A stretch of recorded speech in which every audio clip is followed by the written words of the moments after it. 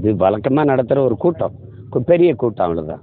ஒவ்வொரு ஆண்டும் நாங்கள் எங்களுடைய மாவீரர் தினத்தை கொண்டாடுவோம், அதை போற்றுவோம். இந்த ஆண்டு கார்த்திகை 12 அந்த நாளில் வந்து இது எங்களுடைய மாவீரர் தெய்வங்களை போற்றுகிற ஒரு புனிதமான நாள். அவர்களை வணங்கி அவர்கள் எந்த நோக்கத்திற்காக இன்னுயிரை ஈந்தார்களோ அந்த கனவை அவர்கள் நினைவை போற்றி அவர்கள் கனவை சுமந்து பயணிக்க உறுதியேற்கிற ஒரு நாள். அது உலகம் முழுமைக்கும் இருக்கிற தமிழ் மக்கள் ஈகை சுடரேற்றி அந்த காந்தல் மலரை மாவீரர்களுக்கு தூவி எங்களுடைய வணக்கத்தை செலுத்துகிறது வழக்கமாக நடக்கும். அது ஒவ்வொரு ஆண்டும் செய்வோம்.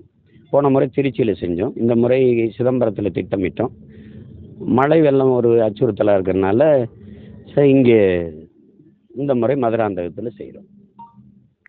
இப்போ இந்த ரஜினியை சந்திச்சிங்க, அதை குறித்து? அது அன்பின் காரணமாக ஒரு மரியாதை நிமித்தமான சந்திப்பு, அவ்வளோதான். அதில் அரசியல், திரைப்படம் எல்லாம் குறித்து பேசிக்கிட்டோம், அவ்வளோதான். இந்த மாநாட்டை பற்றி இது மாநாடு இல்லை, மாநாடுங்கிறது இது இல்லை. மாநாடுங்கிறது நடத்த காசு இல்லை, அது நடத்தும்போது சொல்லணும். மாநாடு இல்லை, இது கூட்டம்.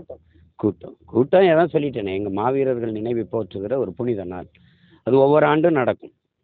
27ஆம் தேதி நடக்கும், நவம்பர் மாதத்தில் நடக்கும். சிறப்பு அழைப்பாளர்கள் மக்கள் தான், எங்கள் உறவுகள் தான்.